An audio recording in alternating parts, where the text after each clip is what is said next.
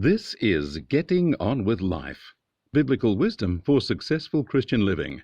And this lesson is Idolatry by Obsession.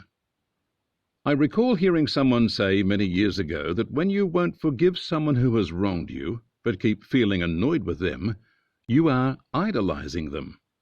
I reacted to that thought, as to me an idol was something you bowed down to or prayed to. However, in practice, an idol can be something you look to as your source, whether you pray to it or bow to it or not. Or an idol can be something that fills your heart and mind, as in being obsessed by it. You may not look at it as your source, but it fills your life and consumes you. So, being constantly focused on someone you resent or despise makes that person an effective idol in your life. On those terms, I know people who idolize their abuser. They would scream objection to such an idea, but for much of their life their thoughts and feelings are focused on that person, so he or she is an idol to them. Similarly, I think of motivational seminars I attended where we were told to get pictures of things we want to possess and put those pictures around the house to fill our thinking with them.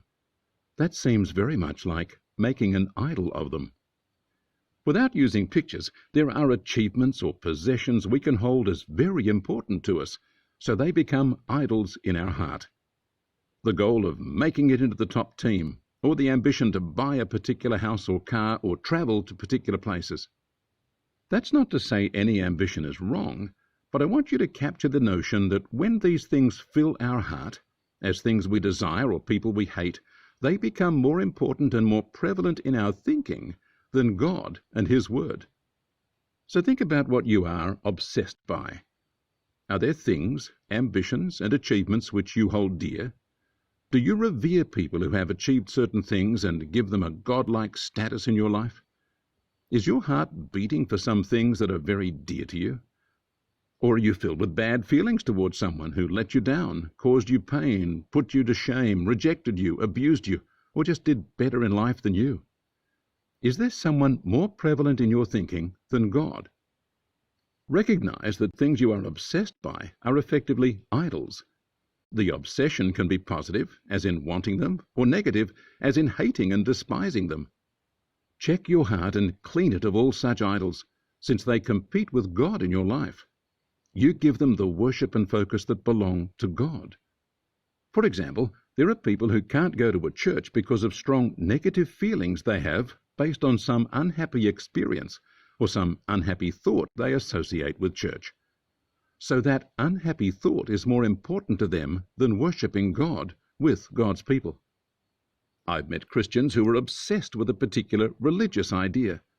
Religious obsessions are seen as psychological disorder, along with religious delusions. At the same time, they are effectively idolatry in the heart and mind of the obsessed. I know Christians who will walk out of church if the preacher says things that don't suit their theology. I know others who won't even enter certain types of churches based on some idea their worship is evil. There are many people caught in an obsession to correct the wrongs they perceive in churches. They become crusaders against the evils they believe need to be addressed. These obsessions usually become so strong that they dominate the person's life, conversations, and decisions. Truly effective people are not usually obsessive. Those who walk powerfully with God aren't driven by idolatrous focus on things. We are to be teachable, gentle, easy to discuss things with, and at peace with people. Obsessive people tend not to be like that. Imagine what a clean heart could be like.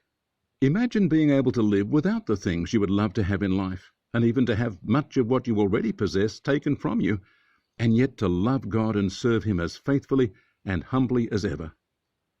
Imagine being able to meet those who have hurt you, and who you would instinctively distrust and avoid, and yet to care deeply for them, and devote yourself to serving them in the name of Christ, seeking to bring them close to God. Imagine being able to put aside all your prejudices and serve God in a place that seems opposite to the things you'd campaign for, because that is where God put you, and seeing fruit for God's kingdom as more important than anything else. I recall being in Europe many years ago and coming across a baptism service in a public pool. A group of ultra-conservative Christians had met to sing hymns and baptize several people in the pool. My assessment or opinion of the group was that they were probably culturally out of touch and probably theologically locked into a certain set of religious beliefs.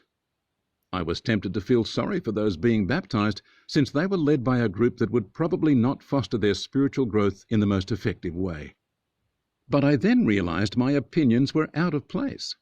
The people being baptized were confessing Christ and on a journey which God was watching over. It was not my business to interfere or even have an opinion. Yet I do have many opinions and biases and prejudices which stick their ugly head up at times. So I too need to hear what I'm sharing with you today. The bottom line is that we are God's servants, and God is Lord of all. Those things that enter our heart and distract us are effectively idols that push God off the central place in our heart. So friends, check your heart, humble yourself before God, ask Him to search your heart, and come clean before Him, and become free from all idolatry by obsession. God bless you.